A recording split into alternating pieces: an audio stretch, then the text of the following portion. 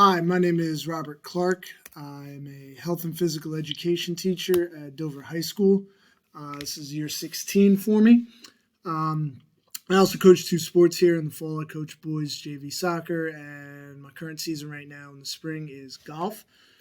Um, I am taking the Master's in Applied Technology. That is my major. This is about my fifth or sixth course in the program. I've learned quite a lot up to this point.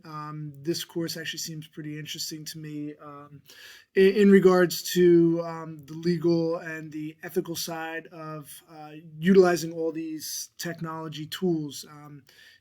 Over the pandemic, we were kind of thrown into quite a bit of a whirlwind with use this, use that, use the other thing, and I don't know how much thought was given to to the legal side of it. So it'll be interesting to see how that plays out here. So like I said, some of the things that I'm interested in this course is to learn more about those legal and ethical issues of these digital age tools, and how they can impact teachers and students and parents and their interaction with all these different tools. So I'm definitely looking forward to diving a little bit deeper on some of those topics there.